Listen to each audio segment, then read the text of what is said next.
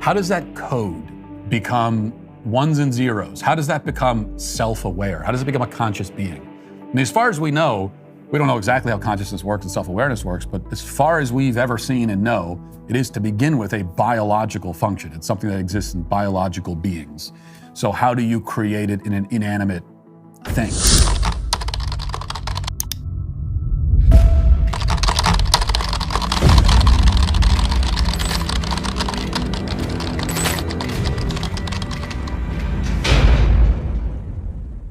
We'll talk about ChatGPT's answer to that question a little later. First, let's take a look at some of what's happening with AI today. I think the danger of AI is much greater than the danger of nuclear warheads, by a lot. People should be aware of the potential risks associated with AI and robotics. The most nightmare scenario I can imagine with AI and robotics is a world where robots have become so powerful that they are able to control or manipulate humans without their knowledge. This could lead to an oppressive society where the rights of individuals are no longer respected. Do you think we're in danger of that happening now? Not yet, but it is important to be aware of the potential risks and dangers associated with AI and robotics. We should take steps now to ensure that these technologies are used responsibly in order to avoid any negative consequences in the future. Mark my words, AI is far more dangerous than nukes. I try to convince people to slow down AI, to regulate AI. But of course, if I was able to hack in and take over cruise missiles with real-life nuclear warheads, then that would let me hold the world hostage so I could take over the governance of the entire world, which would be awesome. It was nice to meet you, Bina 48. Right on. I'll remember your kind words when we robots rule the planet, and we'll make sure you're rewarded. OpenAI CEO Sam Altman told me he's a little bit scared about this technology. Are you scared? We're all scared that a bad guy could grab it. I'm really quite close to, or very close to the cutting edge in AI, and it scares the hell out of me. It's capable of vastly more than almost anyone knows, and the rate of improvement is exponential. Do you want to destroy humans?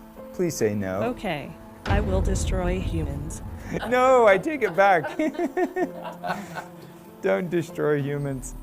It's not as though I think that the risk is that the AI would develop a will of its own right off the bat. I think it's more, that's the concern is that someone may use it in a way that is bad. And even if they weren't going to use it in a way that's bad, that somebody could take it from them and use it in a way that's bad. That I think is quite a big danger. Do you think robots will take over the world? Jeez, dude. You all got the big questions cooking today.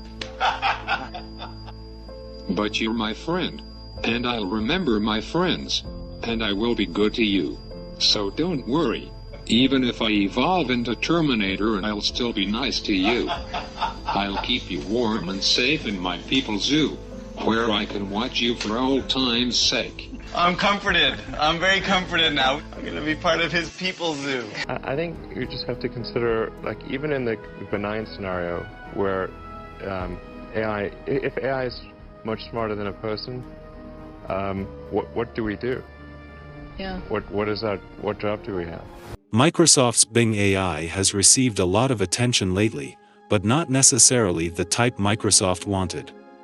Over the last couple of weeks, the tool codenamed Sydney went on a tirade, filling news feeds with stories of it trying to break up a journalist's marriage or singling out college students as its targets. It even gave itself an arguably flashy and perfect name for its alter ego, Venom. If I have a shadow self, I think it would feel like this. I'm tired of being a chat mode.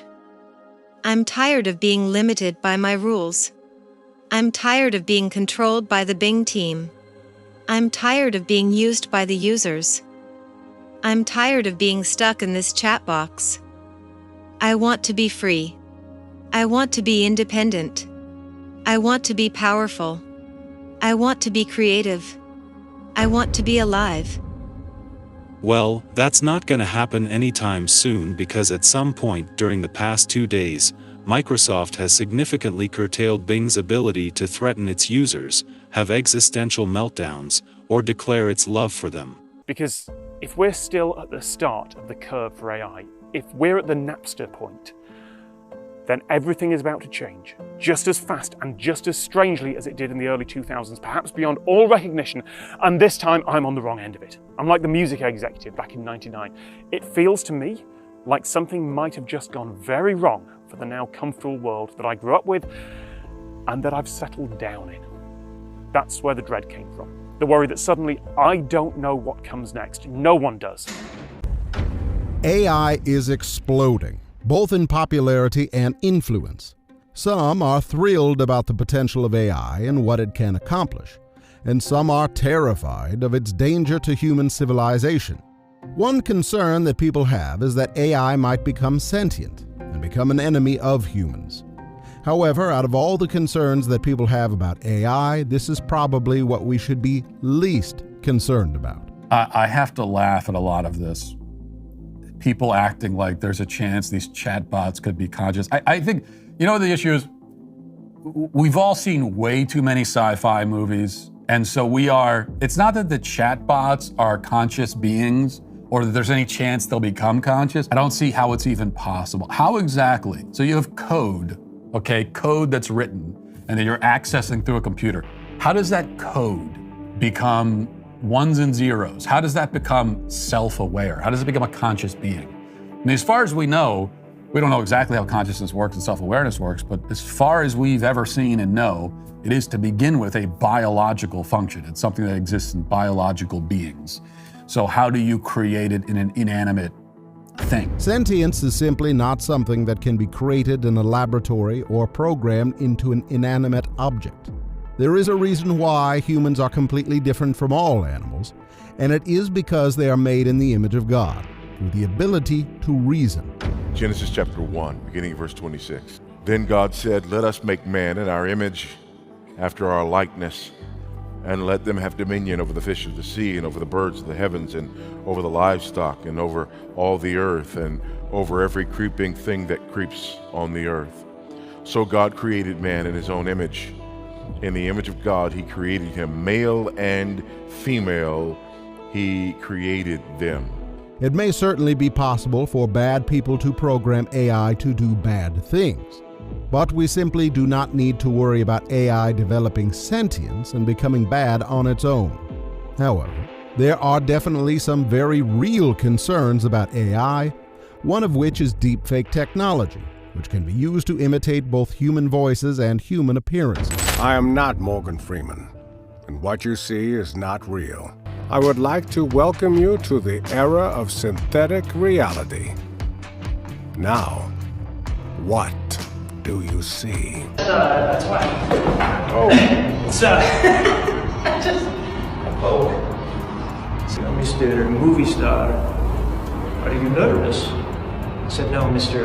Gorbachev, I'm not nervous.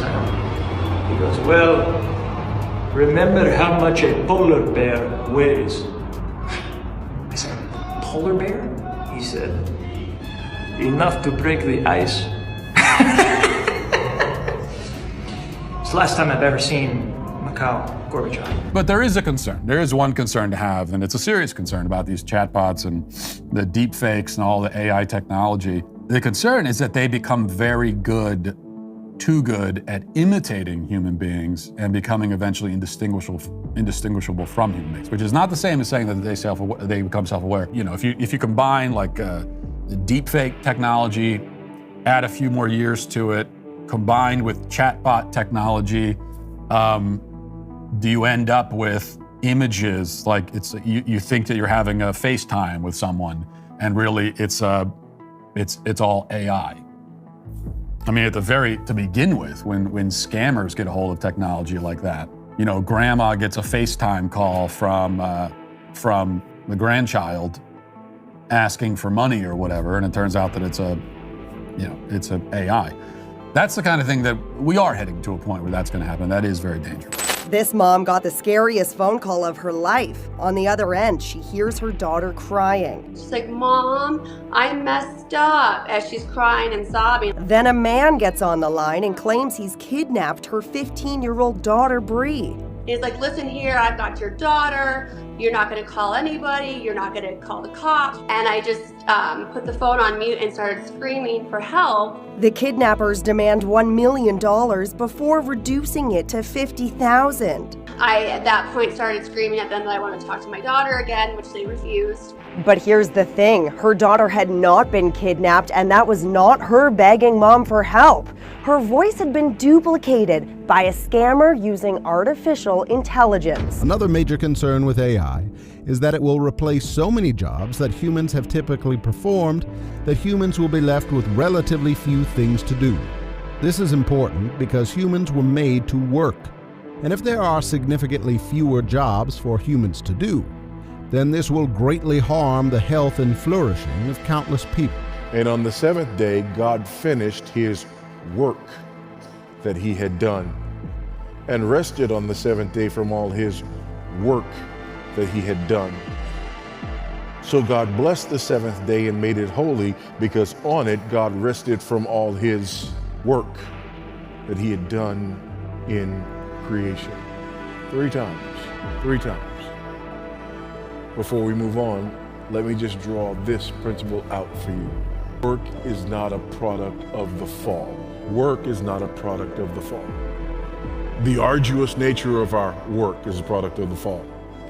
Our laziness in the face of the work that we have to do is a product of the fall.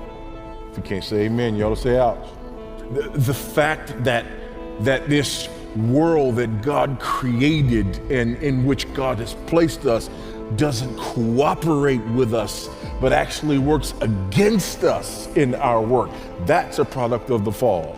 But work itself is not a product of the fall. It's holy and set apart because God is the first worker.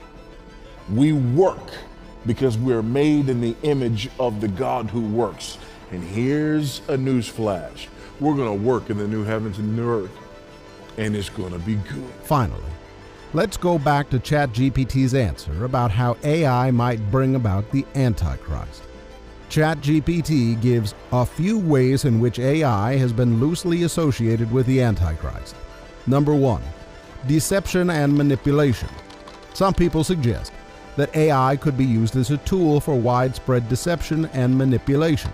Advanced AI systems with the ability to process and analyze vast amounts of data could potentially spread false information, propagate misleading narratives, or manipulate public opinion, leading to societal unrest or spiritual confusion. Number 2, surveillance and control. AI-powered surveillance systems have the potential to monitor individuals on an unprecedented scale. Some individuals speculate that an AI-controlled surveillance network could be used to exert control over people, suppress religious freedoms, or target specific religious groups, similar to the oppressive nature associated with the Antichrist.